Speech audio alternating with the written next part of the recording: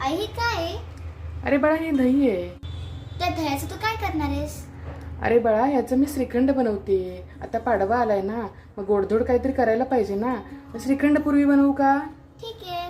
नव्याच्या आगमनानंतर जुने विसरले जाते, पण कालांतराने जुन्याचे स्मरण होते. म्हणजेच काय, कधी काळी गुळाला नाकं मुरडणारे आता गुळाचा चहा पिऊ लागले आहेत. कच्च्या प्रत्येक पदार्थाच्या भेसळीच्या माहितीमुळं आता आपल्याला घरातल्या पदार्थांची आठवण यायला लागलेली आहे. तर इथं मी अर्धा किलो दही घेतलेला आहे. त्याचा आपण चक्का करणार आहोत. त्यासाठी आपण असा सेटअप केलेला आहे. आता हे दही आपण या फडक्यामध्ये बांधून ठेवणार आहोत एक 7 ते 8 तास. त्यामुळे सगळं पाणी त्यातलं खाली गळून जाईल. नमस्कार, मी सुषमा. खूप खूप स्वागत करते तुमचं माझ्या किचनमध्ये. गोड श्रीखंडासोबत सगळ्यांना नवीन वर्षाच्या माझ्याकडून शुभेच्छा. आता या फडक्याची 2 टोकं आपण अशी बांधून घेणार आहोत आणि राहिलेली 2 टोकं नंतर आपण गाठ बांधून घेणार आहोत. आता बाजारामध्ये चक्कासुद्धा विकतचा मिळतो, पण बऱ्याच वेळेला चक्कासुद्धा भेसळीचा असू शकतो. यासाठी मी चक्कासुद्धा घरीच बनवलेला आहे. श्रीखंड करायला अगदी सोपं आहे आणि अतिशय टेस्टी लागतं. नक्की ट्राय करून पहा. अगदी सोपी रेसिपी आहे आणि झटपट रेसिपी आहे. फडक्यामध्ये बांधून झाला तर त्या फडक्यावरती आपण एक प्लेट ठेवणार आहोत. चक्क्याला गाठ बांधली घट्ट की लगेच त्यातलं पाणी नितळायला सुरुवात झालेली आहे पहा. आता यावरती प्लेट ठेवून आपण एक 7 ते 8 तास असंच पाणी गळून देणार आहोत. म्हणजे आपला चक्का घट्टसर असा तयार होईल. एक निवेदन करते, माझ्या चॅनलवरती नवीन असाल तर चॅनलला नक्कीच सबस्क्राईब करा आणि बेल आयकॉनला क्लिक करा. म्हणजेच असेच पारंपरिक आणि नाविन्यपूर्ण पदार्थ तुम्हाला पाहता येतील. 7 ते 8 तास झालेले आहेत. तर सुरुवातीला आपण केशर भिजवून घेणार आहोत. त्यासाठी मी गरम दूध घेतलेलं आहे पाव कप. त्या दुधामध्ये आपण 7 ते 8 काड्या केशराच्या घालणार आहोत. केशरामुळं आपल्या श्रीखंडाला स्वाद आणि रंग दोन्हीही खूप सुंदर येतो. आणि जेवढा जास्त वेळ दुधामध्ये हे केशर भिजवलं जातं तेवढा जास्त रंग त्या दुधाला छान येतो. केशरामुळं श्रीखंडाचा रंग आणि स्वाद खूपच सुंदर येतो. नक्की घाला. जरी महाग असलं तरी घाला. केशर हे मेंदूसाठी आणि सौंदर्यासाठी खूपच चांगलं असतं, तर नक्की ट्राय करा.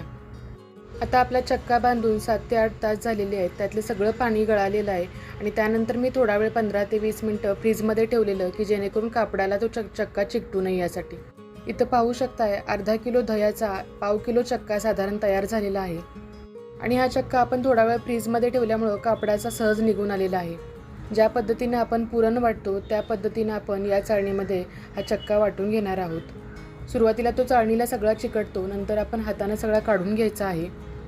हा चाळणीमध्ये चाळल्यामुळं श्रीखंड अगदी पटकन होतं.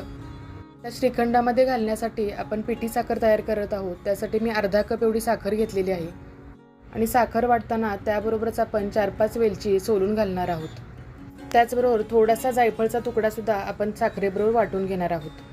आता ही एकदम बारीक केलेली साखर आपण त्या चक्क्यामध्ये मिक्स करणार आहोत.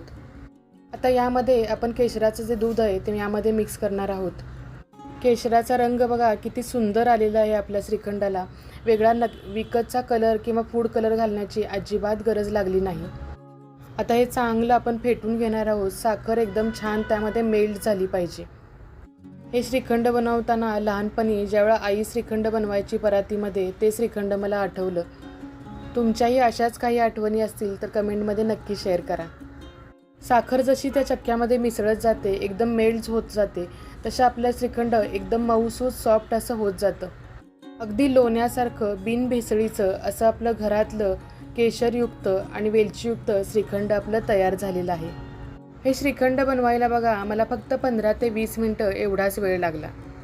त्या संध्याकाळचा चक्का बांधून ठेवला आणि फक्त सकाळच्या 15-20 मिनटामध्ये हे श्रीखंड तयार होतं. तर एवढं झटपट श्रीखंड तयार होत असेल तर कशाला विकतचं एवढं महागातलं आणि भेसळीचं श्रीखंड आपण खायचं. इथं पाहू शकताय आपल्या श्रीखंडाचं टेक्स्चर किती सॉफ्ट अगदी मऊसूत झालेलं आहे आणि एकदम परफेक्ट असं आपलं श्रीखंड तयार झालेलं आहे. आता वरून आवडीनुसार आपण यामध्ये ड्रायफ्रूट्स घालू शकतो. इथं मी बदाम आणि पिस्ता घातलेला आहे. तुम्हाला जे आवडत असेल ते तुम्ही ड्रायफ्रूट्स यामध्ये ॲड करू शकता. बऱ्याच वेळेला लहान मुलांना ड्रायफ्रूट्स आवडत नाही, त्यावेळेला तुम्ही नाही घातलं तरी चालू शकतं. गुढीपाडवा स्पेशल हे श्रीखंडाची रेसिपी तुम्हाला कशी वाटली ते कमेंटमध्ये नक्की सांगा. आणि रेसिपी आवडली असेल तर नक्की लाईक, शेअर, सबस्क्राईब करा. आणि हो, नवीन वर्षाच्या सुरुवातीला म्हणजेच गुढीपाडव्याला ही रेसिपी नक्की ट्राय करा. अगदी कमी खर्चामध्ये सोप्या पद्धतीने बनवलेलं हे श्रीखंड आहे.